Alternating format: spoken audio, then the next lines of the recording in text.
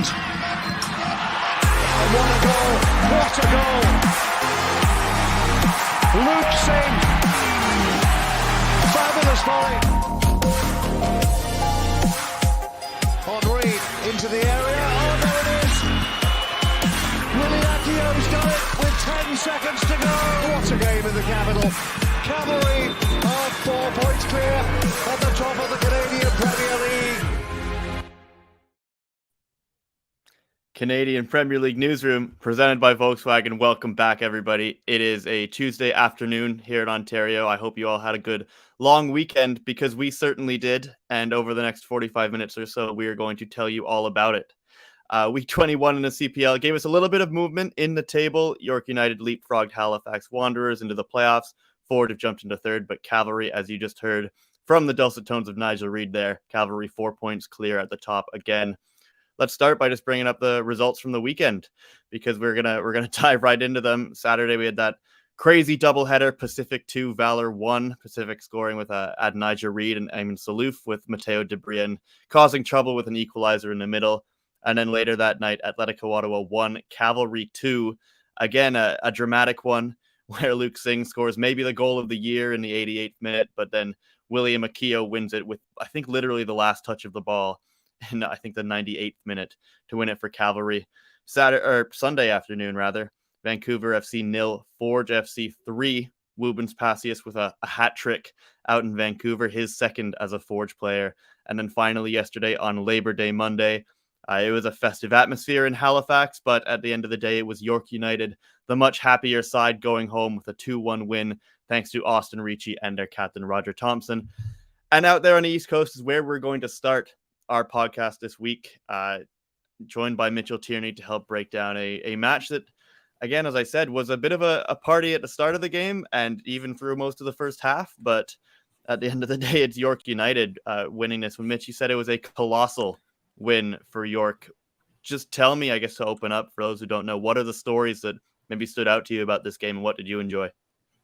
Well, I mean, the importance of this game kind of automatically made it incredibly compelling, but this was a match between two sides who really needed 3 points, and they played like it. I mean, York really went for the win, despite being the road side, and, they were obviously quite cagey late, as you would expect, but until they got the lead in the match, they were really the aggressors for a lot of moments. But soccer is sometimes a match of moments, and it really was the case, in this Labor Day match in Halifax. After Jordan Peruzza scored the opener, less than 10 minutes later, Joao Morelli is in on goal, and he has a chance to really break York's spirits in a one-on-one with Adisa Di Rosario, and the young keeper comes up big there.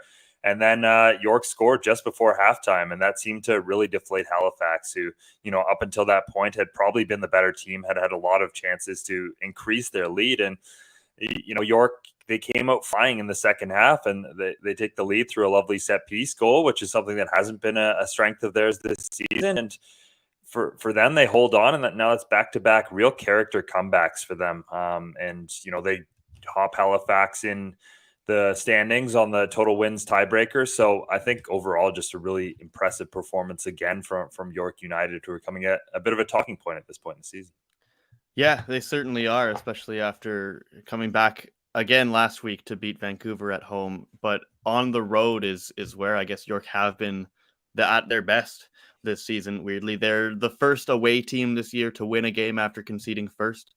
They're also the only club that's ever come back from behind to win at the Wanderers grounds. They've done that twice now.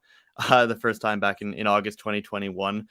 That is a very, very difficult thing to do, to fall behind in front of, in that atmosphere on that pitch with that crowd, and especially with the way Halifax have been playing at home. They have the most away points in the league with 21. Mitchell, just what has impressed you, I guess, in this game in particular, but in general, about the way this team has gone away from home? Yeah, you mentioned it there a little bit, but I think especially in recent weeks, there's kind of a never say die attitude about this team.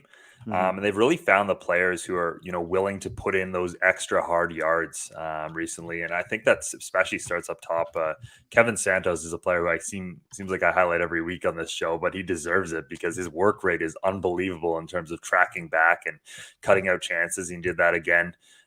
Starting Austin Ricci up top was a big difference maker as well for them, and the flexibility it gave them in terms of, Santos could sometimes shift centrally and Ricci could go wide, but also just the work rate they were getting for the number 9 position with Ricci up there. But they've now picked up 10 points from losing positions, 6 in the past 2 weeks alone.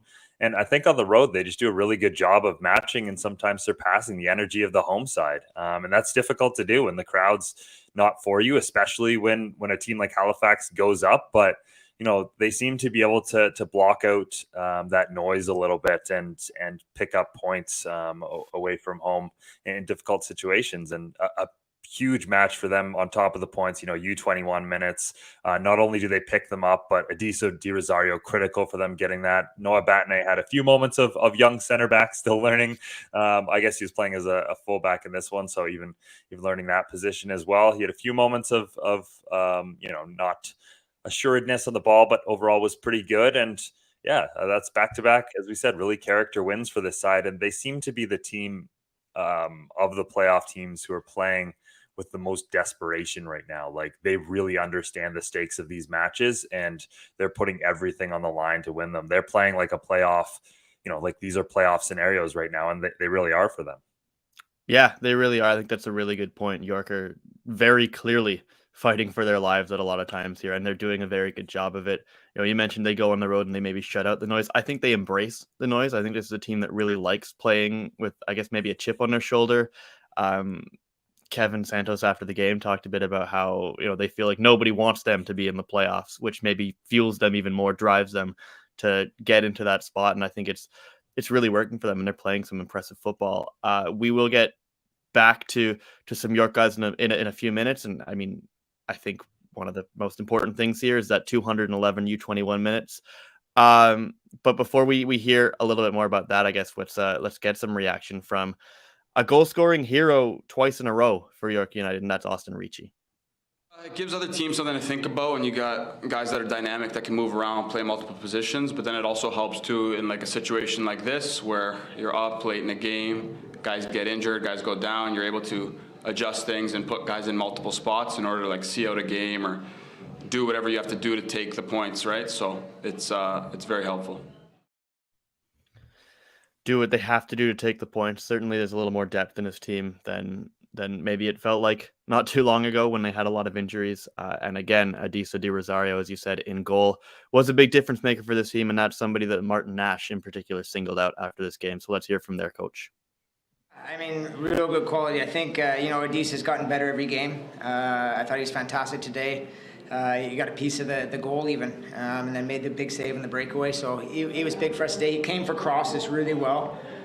Claimed a few. I thought he was fantastic. I thought Noah had a good game, a solid game. He had his moments. He was a bit up and down at times, but his effort was fantastic. And he did really well in 1v1 situations with Farron, which is not an easy task. So I thought he did well. And with the injuries that we have, and Trey coming in and seeing out a game at right back, which he played the one game there, but it's not his natural position. I thought it was real good to see, and even Carson coming on late to see out a game and just doing a job for us. So it was great to see those young players getting chances and doing well. And when they get their chances, you want to win, and when you win when they're getting those chances, they'll just get more and more chances. So it was fantastic. Now, to stop on Halifax for a little bit here, Mitch, York have been a thorn in their side this year. They destroyed them at Wanderers grounds the first time they went there this season, and that actually was a bit of a turning point for Halifax, who kind of turned it around after that and were playing some of their best football in maybe the few weeks and months after that. But what was going on here? Was this a case of York maybe just taking the wind out of their sails with that goal right before halftime, or were there concerns in this game for Halifax? Because they were certainly pushing at the end, but a lot of those crosses maybe felt a little bit ambitious. I think maybe two major concerns for Halifax at this stage in the season, and one is the 12 drop points from winning positions, which is second now only to Cavalry in the league. And obviously with how close things are in the standings, every point really matters. So to have, squandered that many like they have is a concern, especially at home. And the other one is U21 minutes. We've been on York United all season for, their lack of U21 minutes, but Halifax have now been left not only the table, but the U21 leaderboard by York United. And they now need roughly, I think, 143 the rest of the way. You wonder if we see young Adam Rushinas make his CPL debut at some point. Patrice mentioned, they have a lot of matches coming up, so we will see Coimbra and Giraldo probably start as soon as Friday against Pacific. So they have a plan in place, but obviously a storyline to watch. Overall, I thought Halifax did a lot of good things in this match. They were the better team for large stretches. As I said off the top, they really could have gone ahead by multiple goals in the first half especially. But they really let that York goal just before halftime affect them and never really looked the same in the second half. And we'll find out about them. Mo Omar said really eloquently after the match that this is really the stretch where we'll find out the true character of this team. And, they have to learn from this. This is a big lesson for them in terms of controlling matches and controlling moments. And if they can learn from that and do that, I think they're still in a solid position to kick on here and make the playoffs. But they really have to, they can't let this linger. Absolutely. And easier said than done. Halifax now technically find themselves in 6th place outside of the playoffs, although they are tied on points with both York and Ottawa, and they have a game in hand on York, which they'll be making up next week. I think we got some midweek games coming up after this coming weekend. Before we kind of go into a list of just some of the more individuals that stood out in this game, though, let's go back to the Wanderers grounds another time and just get the thoughts post-match of Halifax's coach, Patrice Geyser. I thought this is what they wanted to do, just like that doesn't feel like an enjoyable game. It felt like a game of fogginess, choppy, foul, stop, a lot of different things that we just wanted to do. And, they didn't really let us get in rhythm. We, I think, did enough to get something out of it, but it feels literally like the Pacific game with the same result. But we had a lot more chances. I think there was a turning point.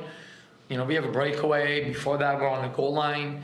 So we just have to manage it. I think, my message is when they scored that goal last second, we came out, the stadium was quiet, and our players are quiet. And I think that's, I'm going to do whatever I can to tell the supporters and us. I don't know what's the difference if you score in the 47th, 42nd, 35th, or 22nd. It's a goal. Now, if you scored in the 95th, for sure, but I don't know what the difference if it's a second before halftime or if it's 20 minutes. If it's earlier, it's better. So I felt like you could drop a drop of a needle, and we were really quiet. We felt the pain of that goal, and we never really got back. And we just got to manage things and never stop. You're down 2-0, so what? You're down 3-0, no problem. That is the mentality in Halifax. It is going to be a tough way in, but certainly there's a lot left for them to play for. They're very much in this race and even in the title race because it's not really that far. But Mitchell, as we usually do on this podcast, let's go for a list of your greats from this game. We've spoken to some guys, but which individuals kind of stood out above the rest from this game?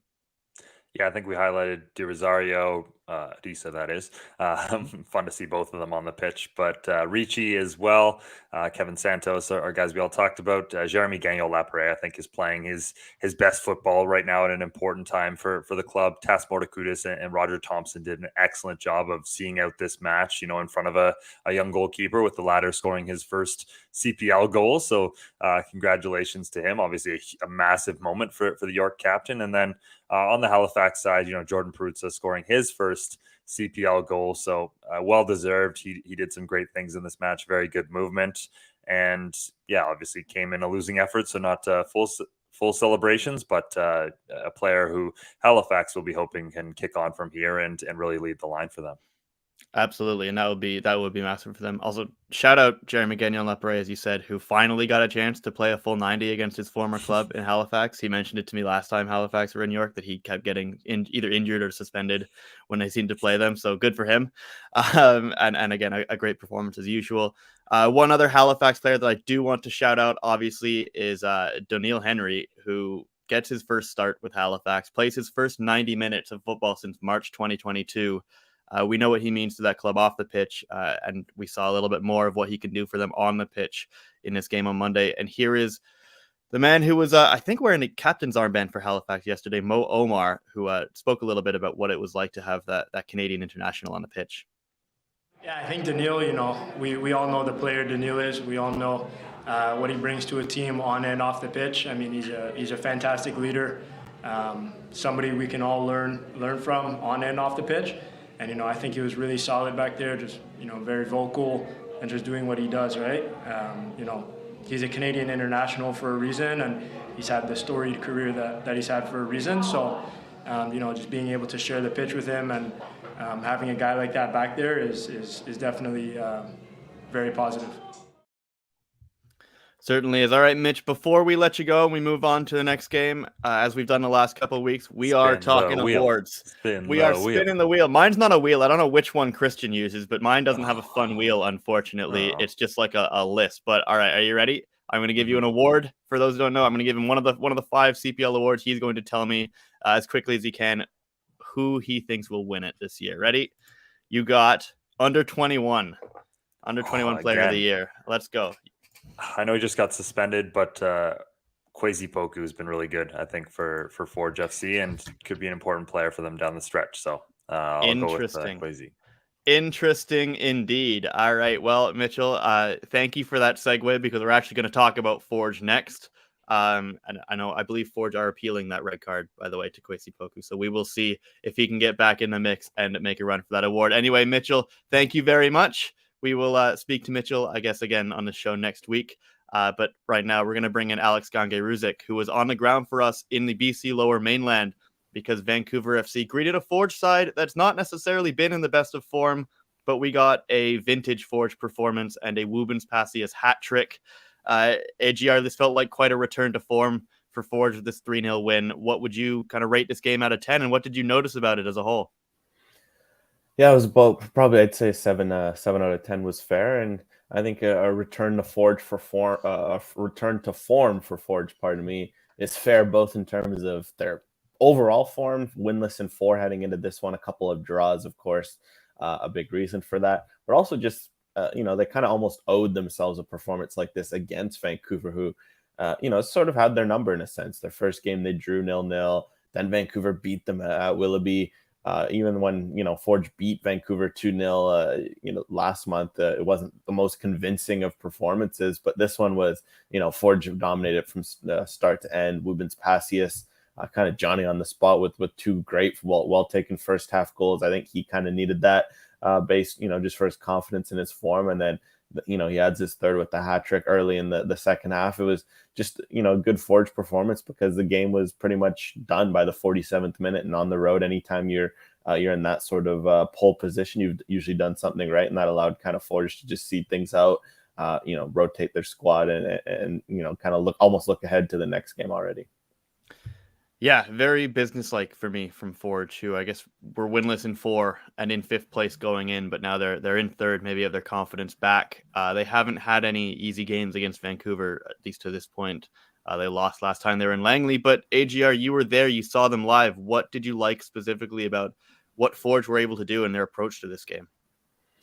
I just like their ruthlessness. I think that was a big thing. Vancouver kind of, as they've been trying to do lately, they started a bit on the front foot. They wanted to possess the ball, and Forge were just kind of, they had a bit more balance defensively. They went for a bit of a 3-5-2 on the ball, and then they kind of rotated to more of just almost 4-5-1 off it, and it was just no nonsense, stay, hold that pressure, and then they won the ball back, and there was just efficiency. And I think it was interesting because we don't usually see Forge attack teams with traditional crosses. They're a team that likes to get to the byline, make little intricate cutbacks, little passes in behind. And this time they're like, all right, let's just whip the ball in and see if we can maybe cause Vancouver some trouble with the wide balls. And it worked. So it was obviously something that they, must have targeted in the scouting, even though, Bobby wouldn't tip his hands when I asked him about that. And I thought that was interesting to see. And it was just, but that was just that kind of overall ruthlessness we're used to seeing from Forge, where,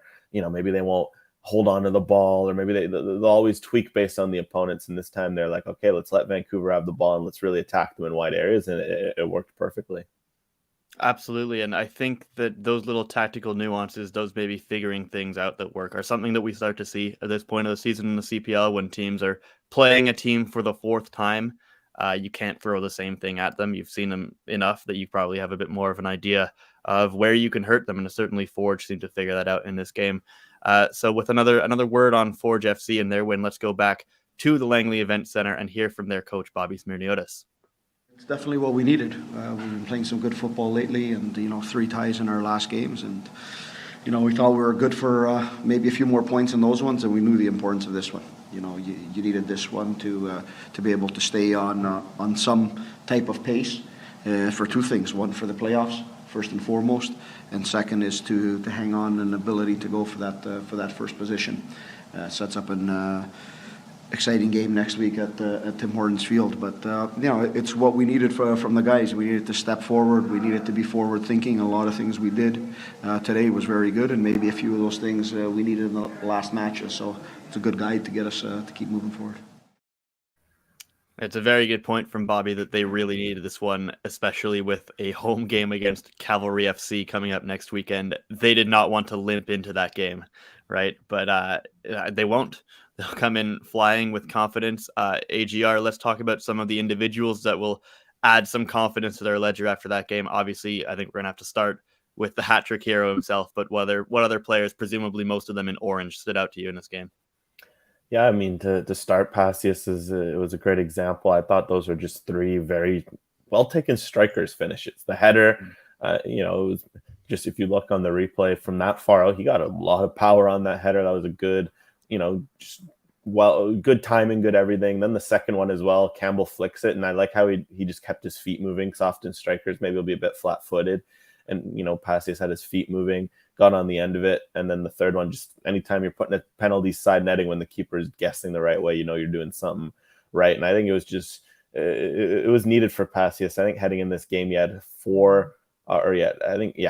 was a 4.5 xG 4 goals, so he's been kind of underperforming his xG a bit. So for him to have 3 confident finishes on 1 xG and kind of make up the numbers a bit was needed for him. Otherwise, looking across the field, Forge's midfield, as they always do, in particular, Boubacar Sissoko, I thought he's strung together a couple of good performances. He was excellent against Ottawa in this game as well. He just does such a good job of shuttling, kind of getting in between lines, being all over the place, which along with Achinyote Janssen and Becker, it's a nice trio. And then lastly, I thought, funnily enough, when Sissoko came off and they brought in Kadeem Kane in that Sissoko role, Kadeem Kane looked really good there, and I think he's going to be something to watch out for, just because, say, Kwasi Poku's suspension is upheld, even if for a game or even 3 games, you're going to need you 21 minutes, and Kadeem Kane looks like someone who can provide them, and especially if he keeps playing like he did in this Vancouver game. He got on the ball a lot in a short time on the field, and was everywhere. For Vancouver to give a shout, I mean, it wasn't the best of performances overall compared to some of their last games. I thought, especially in that second half, they faded a lot more than I thought they would have. To be fair, when you're down 3-0 against Forge, it kind of can be a tough mountain to overcome. But I thought Renan Garcia didn't quit till the end. He actually had a very good defensive performance. He was running, he was tackling, and for a 37-year-old, you do respect for someone to show that all the way to minute 90. And I think that'll be maybe good lessons they might look back at in their video film review this week, being like, look, Garcia didn't quit till the end. It's a good lesson for any professional that if someone like him can do it, then everyone on the team can always turn to that sort of commitment, that sort of effort from throughout the entirety of matches. Yeah, I think so too. Just to get back quickly, you mentioned Kadeem Kane. I think it's important to note that this is a really important moment for a young player to come in and play well. When last time he went to Vancouver, it was his giveaway really that was a large part of the reason that Forge lost that game. So you always love to see a redemption arc for a young player. Before we get a little bit more into Vancouver, though, let's just go back one more time and hear from the hat-trick hero himself, Woobens Pacius, who again gained some very much needed confidence at this point in the season.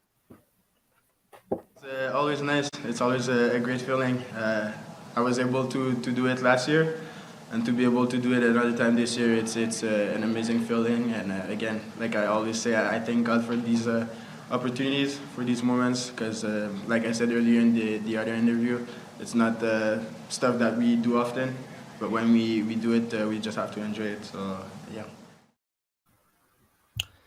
As for Vancouver, they remain unfortunately at the bottom of the table, but they are technically the same number of points out of the playoffs as they were last week.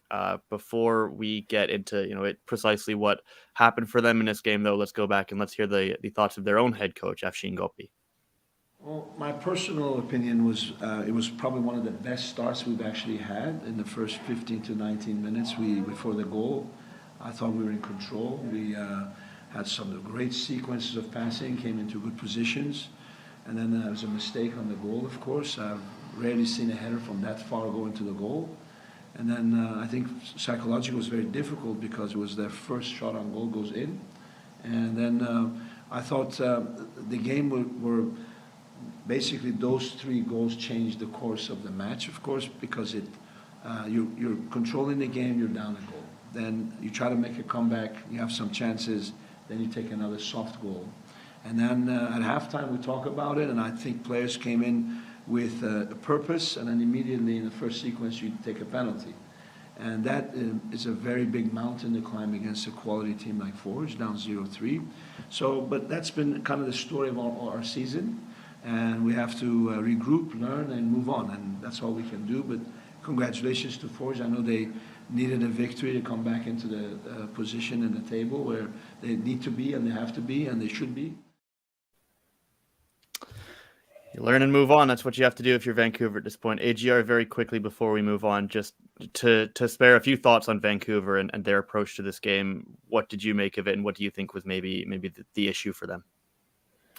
Yeah, I mean, they wanted to be on the front foot. They wanted to get on the ball, and thought they had some good sequences of possession, but they just didn't really make enough of it. And I think another thing that kind of sunk them was just they also didn't really make the most of half chances. And I think that's kind of what you have to do against Forge, a team of that quality. They're not going to give you much. And there's a few, such as a 2-0 game, and the ball falls to Alejandro Diaz in a dangerous area after a great, I think it was a Vasco Fry ball, if I'm not mistaken, perhaps Batar.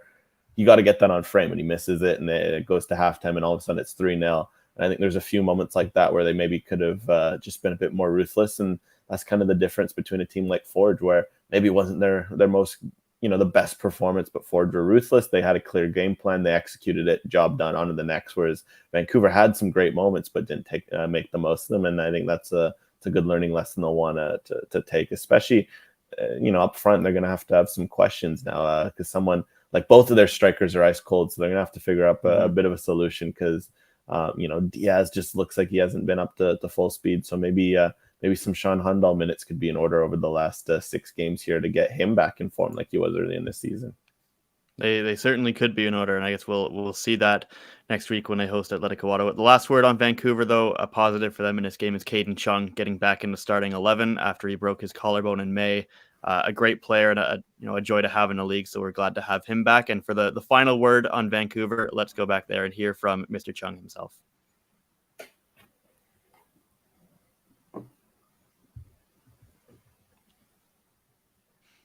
Or perhaps long journey, so obviously to be able to be back and get roughly like 75 minutes, I think it was, under my belt, felt pretty good. Obviously I got a half against York last week, but it's different starting. I think I had less time to prepare. But yeah, I felt good, didn't really think about the shoulder too much. Was getting a little tired, I think, but that'll come, I think, naturally. But yeah, it was good. I'm happy to be back.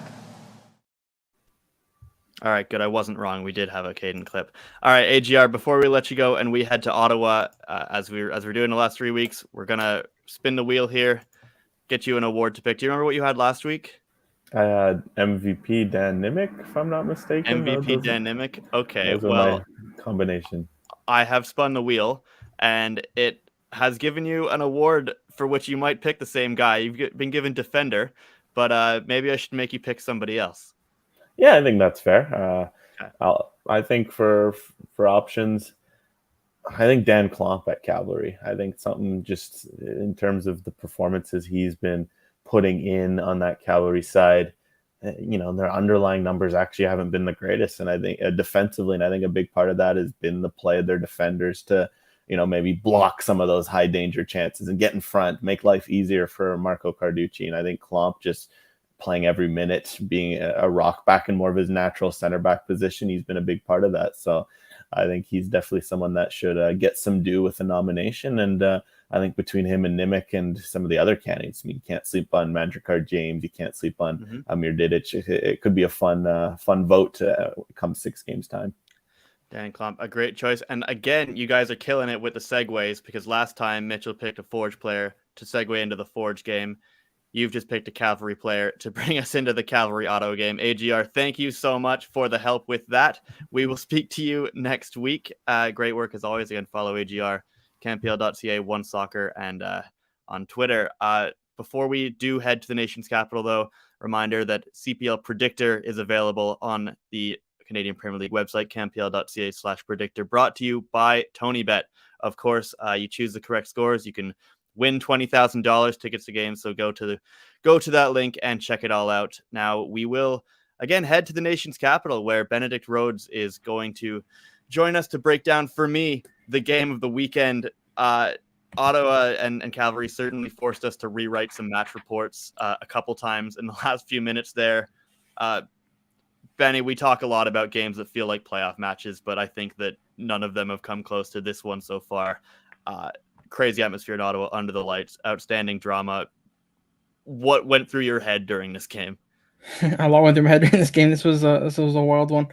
You mentioned a playoff atmosphere. These two teams, starting to see a bit of a rivalry maybe building between them. There was a lot of intense moments in this game. There was a lot of missed chances. If you're watching on YouTube, you just saw a big one by Sam Salter, and there's also a lot of real quality. There was the Sergio Camargo goal to round Nathan Ingham and put the ball in the back of the net was brilliant.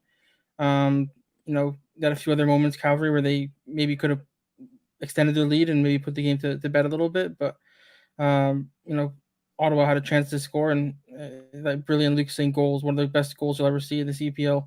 I think it has to win goal this season, no matter what happens the rest of the way.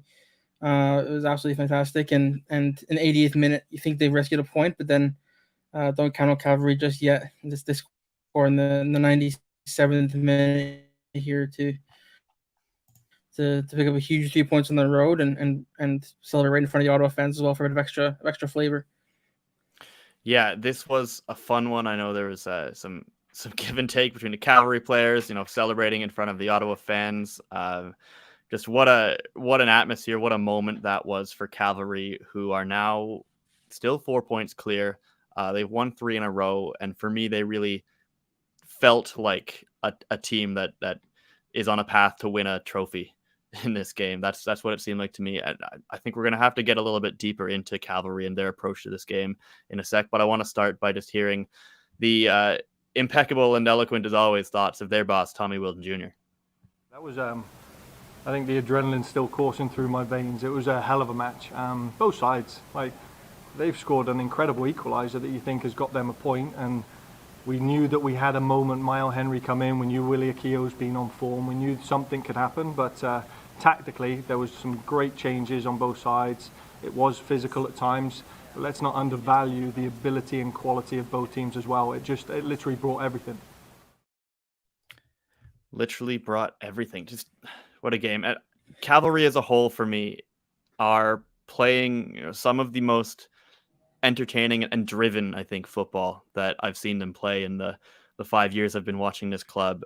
I mean, it's always been impressive to see their intensity at times. You go back to 2019 and they talked about 90 minutes of hell, where, at that point in the CPL, they were able to just press for the whole game and just run teams ragged, especially in Calgary, where the air is a tiny little bit thinner. You pulled a lot of energy out of teams, and they just beat them down late. And I guess that's partly what happened here, but there's some kind of extra spark this year, right, Benny? Like Sergio Camargo talked after the game on One Soccer about doing things the Cavalry way, even though the tactics change and they grow and the players change and they're evolving. There's something about this club that is an identity. Just what's been impressing you about just seeing the way the team has been playing recently? I think they're kind of embracing that villain arc, if you know what I mean. Like they're kind of not afraid to be the big bad Cavalry that they were of the past, and they're playing with an intensity and expectation that they think they can win a trophy or maybe even 2. They've never won a trophy before. They've been hurt at the final hurdle on a few occasions, and I think they're just playing, with a mentality that this year they need to get it done. I remember I spoke to Dan Klump recently, and he said we have to win for Tommy Wheeldon Jr. Like he's someone who cares so much for his players. You have to win for him, and I think that team's really sort of embodying that. And you saw Tommy himself in this game, going like this to the crowd and shushing the crowd, and it was just incredible to see, and they're really kind of embracing that role of being the team you don't want to play against, and I think that'll serve them very well in the playoffs if they get there, which I'm assuming they will. Yeah, I mean, technically anything can happen at this point, but it does feel like they are going to be a major character in the playoffs. Cavalry are always a major character in the Canadian Premier League, it seems, for anything that's going on with that club, but they are playing some very, very determined football. And again, I think in this game, they deserved the win. Obviously, the Ottawa equalized very late with that wonder goal. I don't think that we'll get into Ottawa in a sec. I don't think Ottawa were good enough on the balance of this game to really deserve a point at home. Cavalry were very good in the first half, especially. And again, it was that press. It was that energy. I mean, obviously, Meyer Bevan does a lot of running off the ball that I think he maybe doesn't get enough credit for. Jesse Daly and Charlie Trafford just really working that midfield with Dan Klomp in between them or in front of Trafford a lot of times. I'm going to talk a little bit about him later as well when we get into some greats, but just a pretty well-rounded performance for Cavalry, other than, maybe they want to score another goal and not have to have that drama and those theatrics at the end. But we'll get into Ottawa in a second here, but I do want to hear one more time the thoughts of one of their goal-scoring heroes for this game and a day one player at this club, Sergio Camargo. You saw it there at the end. Both teams match each other in intensity. That's what you want to see when it's coming down to the last 7 games of the season. And we both played it like a final, and you can tell by the emotion at the end of the game.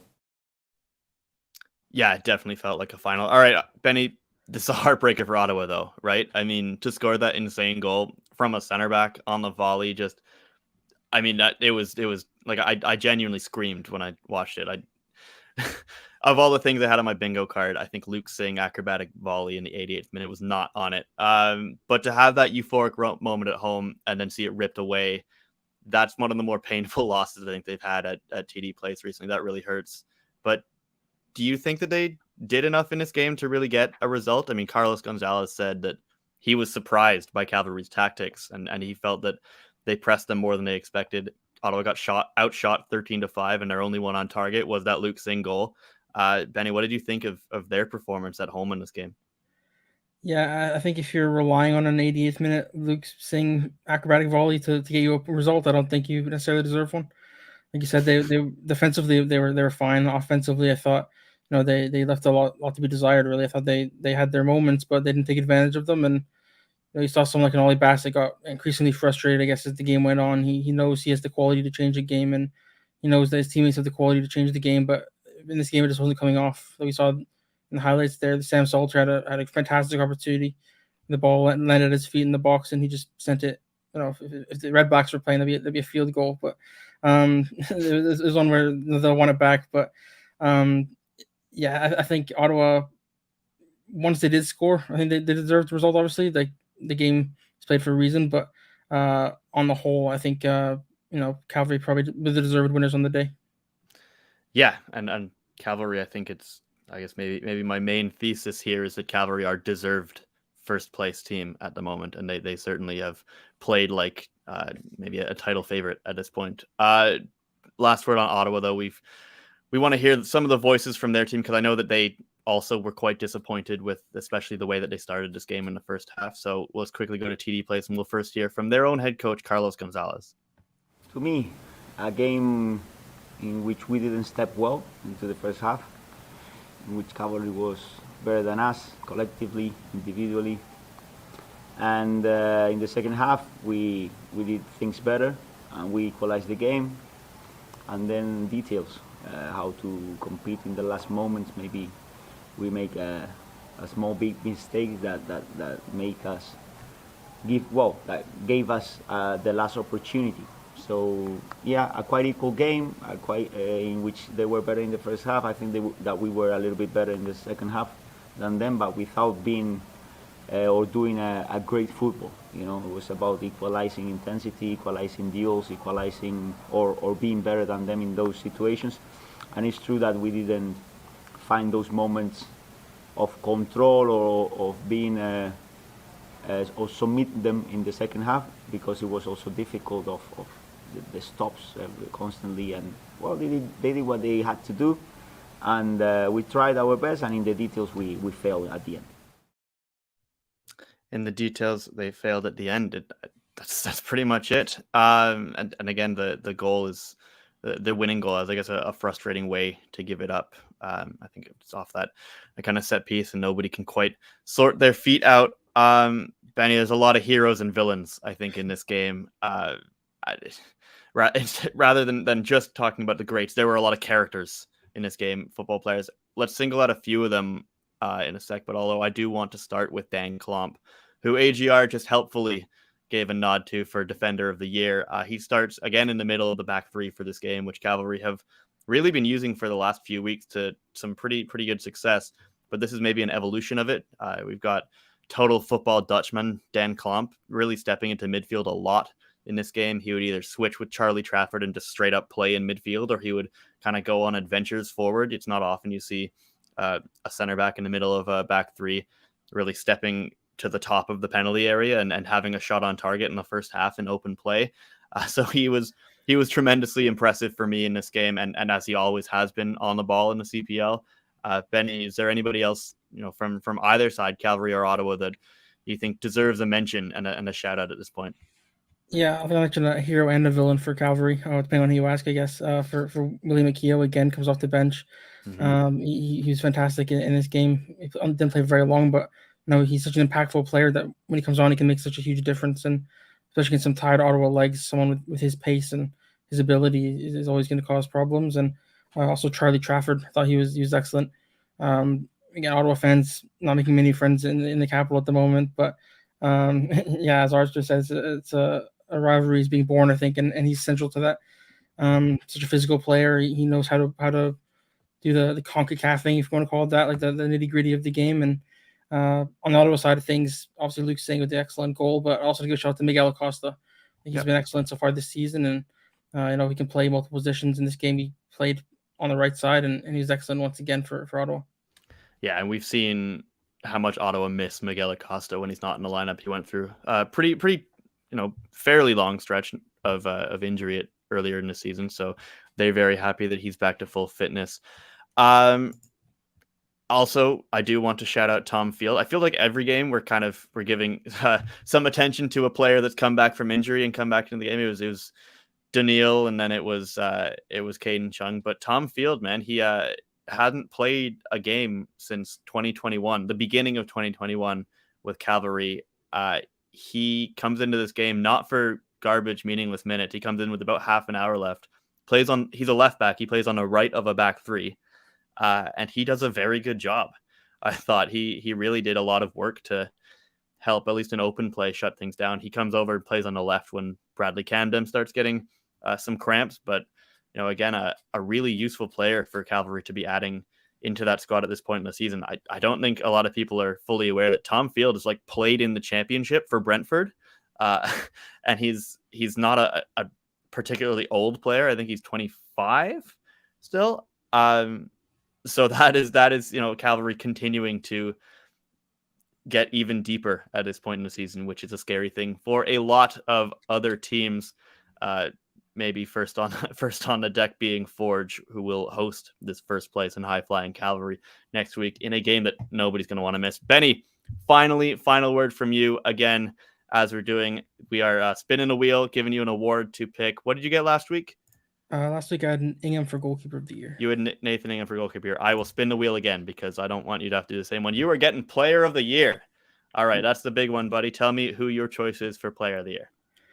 I think we've had Bassa on the show already. I think we've had Nimick on the show already. So I'm going for Ali Musi at Cavalry. I think he's been excellent, and if they're going to go on and have the success they want to have, he's going to be central to that. And on his day, he's one of the best players in this league by far. He certainly is. Fascinating that Ali Musi didn't even play in this game that Cavalry wins. So they will be returning home to Calgary, hoping that he is a big part of their final run. And Benny, again, thank you so much for some wonderful analysis of a wonderful match of football. And we have to finish our show this week with the first game in the weekend. We kind of went in reverse order on Vancouver Island, where there was no Amir Didic, no Gennaro Daniels, no George Mukambiwa, and no James Merriman, but in the end, no problem for Pacific FC against Valor, although it maybe felt like there could have been some problems at points in the second half, right, Christian? You're calling in from basically a phone booth here to help us break this one down. At halftime, I was ready to write a report of this being a comfortable home win and return to form for Pacific against a poor Valor side, but it didn't fully end up that way, right? No, it didn't, Charlie. Great to be on with you. It was a fantastic game in many ways because of what was on the line. Ultimately, I thought it was a game where, not mathematically, they're not going to get knocked out if they didn't win, but it felt like a must-win game for Pacific. They'd come off a very difficult run, 3 games, a losing streak, two wins in the past 10. But that doesn't always just tell the story either. Just a lot of frustration, the giveaway lead against Vancouver and the lack of confidence. You mentioned the suspensions as well, the issues with who were playing goal. And then when Mateo de Brienne scored the equalizer in the 77th, I thought, okay, now we're going to really find out a lot about this team because, Pacific this year, they've done it a few times where they've given away those leads. They actually did it to Valor again in Winnipeg earlier this season, and Valor came back and Valor got that 1-1 draw. So, it was time where they needed to step up. There's a lot of other players on the pitch, and Salou, Fongaro, and Brazo who all kind of combined in the end for that goal. But in the end, it was the magician. It was the magician again, and it has to be said, it's Salou, and you could just see the look on everyone else's faces of, disbelief from Valor again and relief from Pacific because of all the people who needed to step up. It was that guy again, and he just continues to do it time and time again. And when you see the goal, it's just a fantastic piece of finishing, precision right into the corner, almost side foots it in. And it has to be said, when the moments get the biggest, he definitely continues to shine the brightest. Yeah, maybe let's just talk about Salou now then, because 14 goal contributions this year, 8 of them off the bench. He's clearly Pacific's most effective attacking player at the moment and has been for most of this season. But where are you at with this, Kristen? Do you think that he is right for that off the bench role, or did they need to find a way to get their best attacker on the pitch for more than half an hour? Yeah, I think the latter. I understand why they're doing it. I think he's only started 2 of the last 8, which is insane when you think about it in terms of what he's breaking, how the team is just relying him to break down a lot of opposition's defenses. And it's clear that he has answers that other players don't. And they've got a lot of attackers. Yeah. And this was a fascinating shape. We're going to get into that as well. But I think, put it this way, in games where they have to win them, and that's playoffs, and that might be down the stretch. You got to win to get to the top, or you got to win to get in the playoffs. That's exactly how we don't even know where they're going to be right now. This team could still win the league, and they could still miss out on the playoffs. That's where we're at with Pacific right now. We're into September. We're into the stretch run. They've not got that many games left. They can literally win the league, and they could also finish 6th. So it could go one of either way. So so for me, they've got to get him on the field, and I think that they will. And I'll be surprised if it comes down to one of those must-win games, knockout games, when he's not playing. Yeah, I think so too. I mean, he only started 11 games for this team out of 21, and he still has that much of an attacking impact. I'm sure that there is a way to get him more involved. Before we kind of talk about that Pacific shape, though, and what they did in this game, I think maybe it's time to hear a different voice to ours. So let's go back and hear their taking over the reins on the touchline just for this game with Merriman suspended. Let's hear from their assistant coach, Armando Sa. I think we started very well. We dominate the game. We have many chances to score. And okay, we go first half winning, but we can have more chances. We have more chance to score. Maybe we 2-3-0 first half. But after the second half, in the end of the second half, we come again the little indecisive about us. Sorry, little indecisive about us. Little come again, and this cannot happen. We need to be more consistent. Make the first and second half on the same level. But I think in general, we make a very good game, and we deserve this win for sure, 100%. They do, and he's right. But I think, one of the things he's getting at there is that some of those maybe hesitations and overthinking are creeping back in at times in the second half, or in the early second half, late first half, when Pacific, I guess, are kind of again shown risks and the costs of not killing off a game, right? That's kind of been a problem at times for them and for many teams in the CPL. But with so many guys suspended for this game, it's a weird shape for Pacific, a new thing. It's kind of a back three for most of the game with Paul Amadumi out on the left side.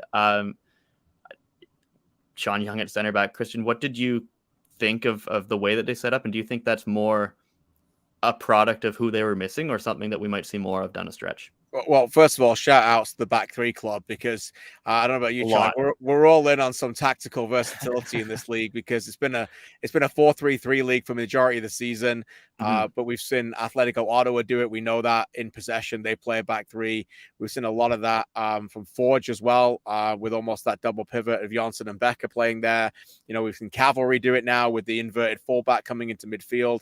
And Pacific joined the club, and there have been others, of course, but I liked it, and I liked it because I think it freed up Manny Aparicio's role a little bit. And I think Manny comes alive in the final third. And sometimes when you play that traditional 4-3-3, you know what you're getting out of Toussaint, and he's one of the best defensive midfielders in the league. And you know what you're getting out of Young. He can be a real good athletic box-to-box number 8. But I still think Aparicio feels the need to come quite deep to start plays a lot of the time, because he has got more technical quality than the pair of them. So sometimes if you're coaching against him, you want Aparicio to come and receive the ball in his own half a lot. Well, this shape just got rid of that. All Manny Aparicio's touches were mainly in the opposition's half, and a lot of them were in that area, that zone 14. There's a number 10, and that's where he created the goal. And so I think you're able to use his football intelligence and his brain in the final third a little bit more. You and I talked in the office last week. We wondered whether they would go into like a 4-2-3-1 or something to try and get that out of him. In the end, it was this shape, which was a back three in possession. And it also frees up Kunle Dadaluk to do what he does best as well, down that right-hand side. So I really liked it. As you mentioned, it might have been more of a personnel thing with a lot of players missing, but it was just great to see the flexibility. And I think to be honest, we probably would have been raving about it more if they'd taken the chances, as Armando Sarr said. But that's the story with this team. I think in the first 7 games of the season, they scored 2 goals in the first half 3 times, and they haven't done that yet since. So they're getting the chances, but they're not putting them away. And this is a game they should have been out of sight and should have been at least 2 up by half time. And then I think they would have found a way to finish it comfortably. In the end, they made it difficult on themselves. Yeah, that's the thing. And James Merriman has said that a lot of times this year, that he can't ask the back line and the number 6s to score the goals for them. They've been doing largely everything right for a long stretch of this season. And again, they're getting into, I think they got into better areas this game than they have in some other weeks. But again, it's those final moments that still are not going into the net as often as you'd expect. And I think before the season, if you'd said that Pacific wouldn't be, scoring as much as we expected, then we would have been pretty surprised, because they have so many names in that squad that you would expect to come in and be very, very strong in those areas. But they're I don't know what it is. I don't know what it is at this point, because it's been it's been long enough that it's clearly a problem, and not just kind of a skater, a downstretch that I think really is the number one concern, and maybe a big problem for them at this moment, right?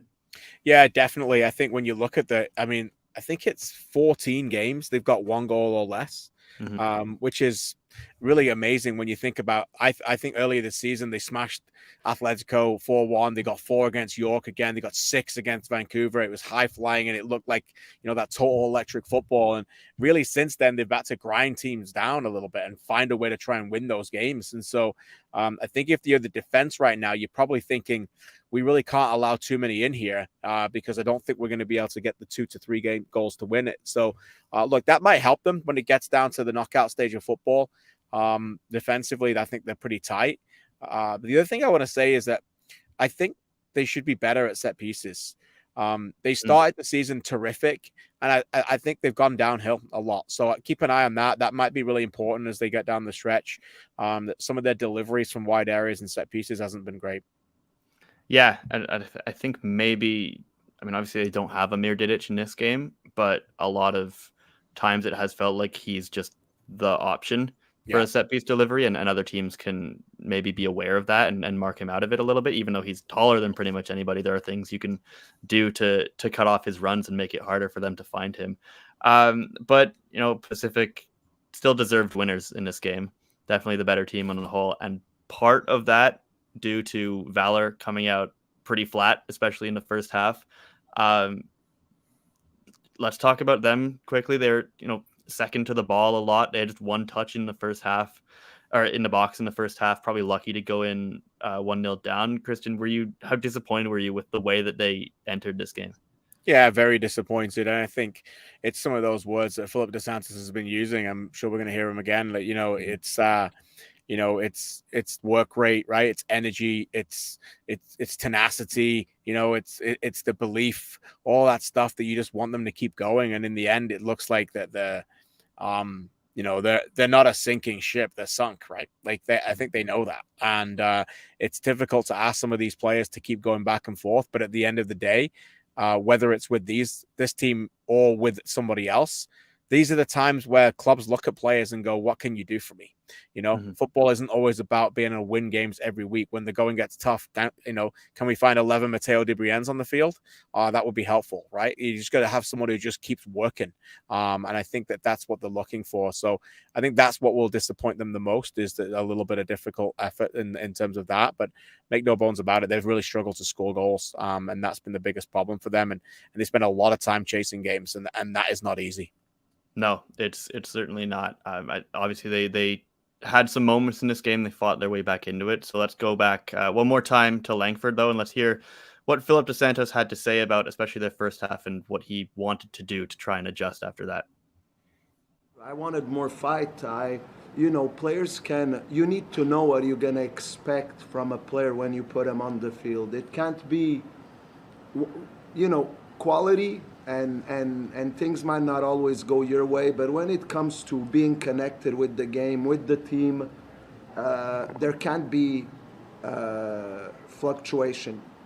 Players need to always be ready to come out and execute the task that is given to them, and I felt that in the first half it wasn't always the case. And when it's like that and you're down 1-0 in the score, you have to move things around. I'm not one to wait and see what's going to happen.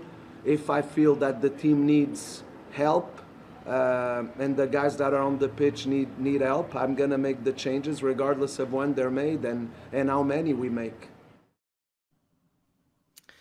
Yeah, he made 3 changes at halftime, brings Baquero in so that Dante Campbell can get into midfield a little bit more. And to be fair, he does get the assist on the equalizing goal. But for me, this just didn't really look like a team that's fighting for its life at times, right? I think we saw improvement for maybe about 20 minutes of this game, probably not enough of it. And at this point, Christian Valor 12 points out with 6 games left. If you're Phil DeSantis, what do you need to see from this team in these next few weeks? Well, I think Phil is obviously trying to find the pieces that he can still rely on, right? But give him a lot of credit. He is not shying away from honesty in these press conferences. And I don't think he's pointing blame away from himself. I think he'll be the first to be lying awake at night wondering how to motivate these players. But, I think they got to York on Friday, right? And that's where they started the season and were terrific that day and had a lot of fight with them. And, Raf O'Heen, which has been just a crazy loss again for them, just ran that midfield. And they've been really unlucky with him and John Baptiste and other players that have been significantly hurt. So I feel for them. But as you alluded to, if you're playing them now and you're one of them 6, who are fighting for that 5, and you play Valor, it's almost like you cannot drop points at this point. Right. Yeah, that's exactly it. Maybe for Valor, that takes a little bit of that pressure off you at times. If you go into games and you know that the other team is terrified of dropping points to you, you can maybe disrupt a little bit, but that does, in some ways require a bit of a mentality shift that you're not terrified of dropping those points, because at this point, you need to take drastic measures to make up that ground. It's again not impossible, and this team has shown at times that it can have that grit and that fight in them in games, but it would take a lot, unfortunately, for Valor. I think we'll wrap up there on that game, though. Christian, we're gonna do a little role reversal here because you've been spinning the wheel the last 3 weeks. So we're going to get some of your thoughts, because that's, I think, what everybody wants to hear. So I'm going to hit the list randomizer for our awards. And all right, we are starting you off with the big one. You're getting Player of the Year. So Player of the Year. I think Benedict said Ali Musi, so you can't go with him. Where are Okay. you at with this? I'm gonna go with, and I'm allowed to say someone else from a different show, I'm sure. I think it's Bassett right now. But very close. I'm gonna release my player rankings, I think, later today. And I have him as the best player in the league now. I think gradually you've seen if anyone goes back and sees my rankings and been moving it up a little bit, but I think he's starting to take over games. Now he struggled Saturday, but the fact that he's got these goals as well. I think others are close. Becker is very close. Moosey's a great shout. Saloof we talked about and sung his praises. There's others, but I think at the moment it might just be Ollie with like 6 or 7 games to go. The other thing I thought about too, guys, is I think he might be maybe we should look this up. He might be the only player to have scored in every stadium. So I was thinking about that as well recently. So he's the fact that he's got his goals is, I think, a little bit of the cherry on top, because I think Ottawa fans would say that they want Ollie to take over games, but they certainly don't expect him to score as many as he's scored again this year, and the ability to score goals at crucial times as well. So I think at the moment I'll go with Ollie Bassett, but there's a lot, like all these awards, Charlie, they're wide open at the moment. Yeah, I think so. And there's definitely, a lot of runway for somebody, even maybe somebody we hadn't mentioned there, to kind of take this over and go on a run. If one of these teams decides to really pull away from the others.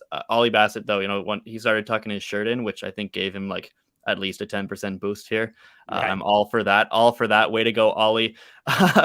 So to wrap up here, though, let's bring up the standings one last time. Take a look at where they are, because again, nobody really pulling away. Cavalry still up in front.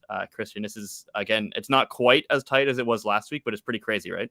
It's ridiculously crazy. I mean, Cavalry got that 4-point lead now, 39 from 22. But when you look at the race for the playoffs, the only thing that we can guarantee now is that Cavalry are in the playoffs. Other than that, anything can go anywhere. Pacific 35 from 22, Forge 35 from 23, Athletic Ottawa 32 from 22, York 32 from 23, and Halifax 32 from 22. So, it's absolutely marvelous. The other thing I would just add for me is that Patrice Geyser said it last week about every game matter. You can almost get to the point now, Charlie, where every minute matters. Yeah. And anybody who doesn't believe me or doesn't think that this new playoff form is making a difference, I would just challenge anyone to watch the moment Luke Singh scored the goal. Maybe just watch that goal as well. But from that goal to the moment that the final whistle blows in Ottawa, that 9 minutes is of incredible intensity. It shows both teams wanting to win. I think in previous years at the CPL, that might have been two teams who would have just packed up and taken a point each to get in the top 4. But now you can just see that there's a lot more on the line.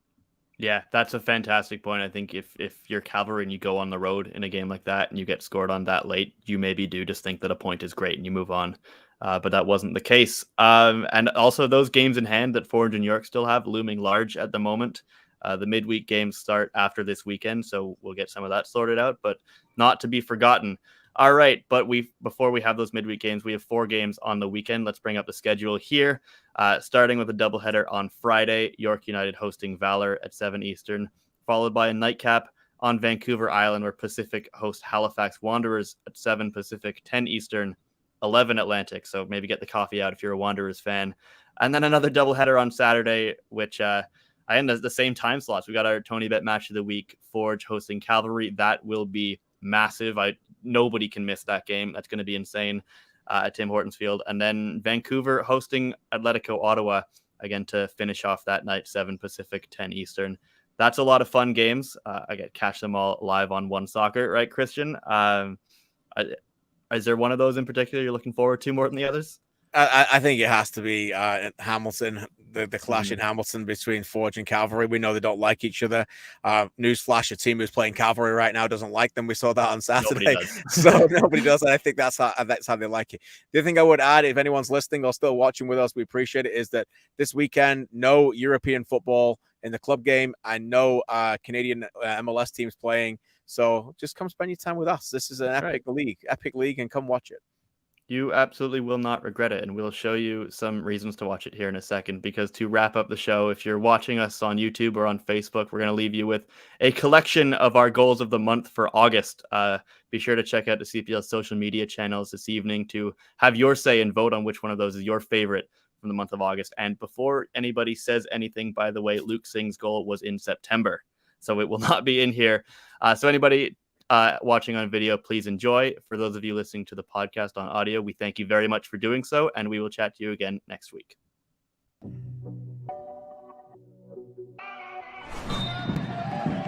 Mostly a left-footed option, and it goes short. That's clever. Now in Tigney from Camargo. Tigney cuts. What a gorgeous goal from Cavalry! Could not draw it up any better, and it's the center back Eric Kamsa.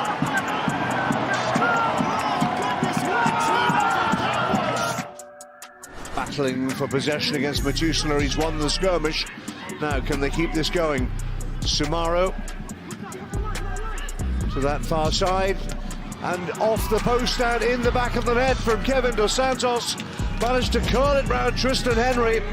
The Portuguese winger has struck for the visitors. It's 1-1 in the 905 derby.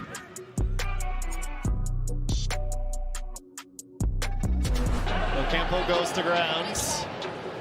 Some jeers from the Valor supporters. Now Polisi lining it up. Polisi! Okay! Marcello! Take a bow, young man! That is a worldie!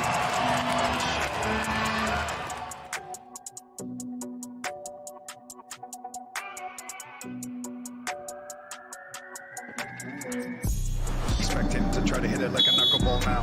Get it swerving. Ali Banga does hit it!